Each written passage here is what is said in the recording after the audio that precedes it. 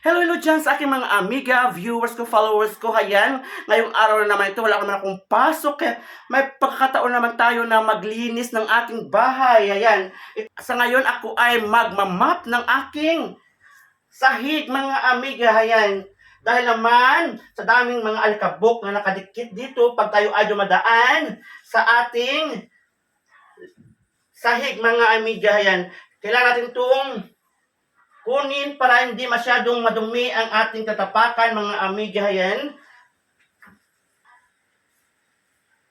Maglaan tayo talaga ng oras sa ating palinis sa ating bahay, mga amiga, para mawala ang mga dumi na ating nakikita sa ating bahay, mga amiga. Dahil napakalaga din na malinis ang ating buong paligid at ang buong kabahayan, mga amiga. Ayan. Abang wala kang pasok, samantalahin natin ang pagkakataon na tayo ay magbigay din ng panahon sa ating bahay, mga amiga.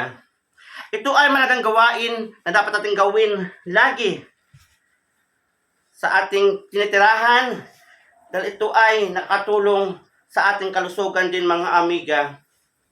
At nakapabigay ito ng magandang impression pag ang iyong bahay ay malinis, mga amiga.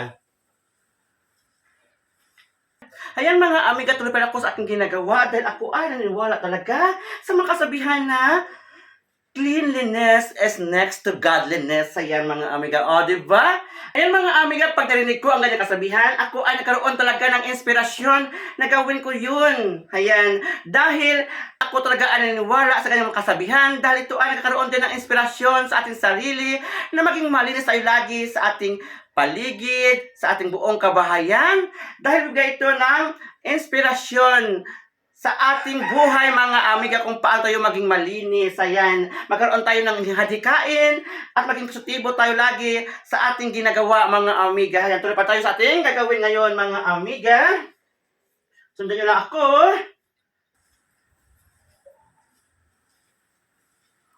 Ito ay magandang ituro sa ating mga anak at sa ating mga kapamilya na kung saan sila ay matuto ding linis ng kanilang bahay, mga amiga. Yan.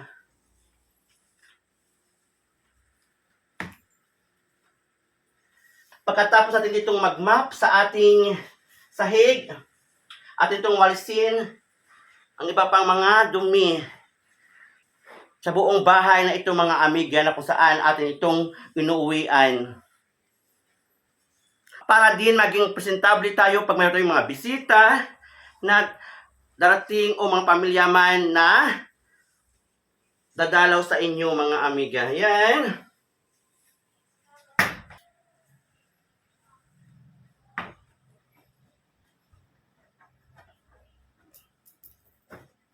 Ating iwaswas ang mga tela para wala din mga alikabok.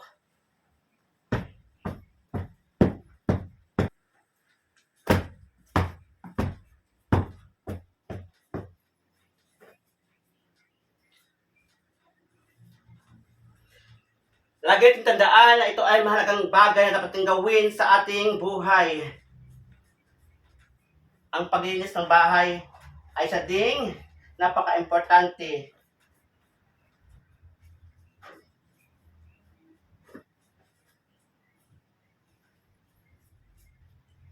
Kaya dapat natin ugaliin na gawin ito pag mayroon tayong pagkakataon at lagi din bigyan atensyon ang ating inuuwian na bahay o tinitirahan na bahay, mga amiga.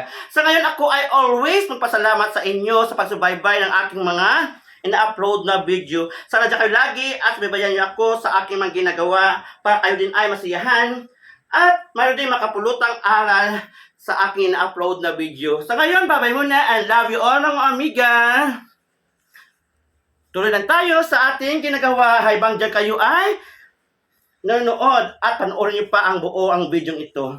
Bye-bye!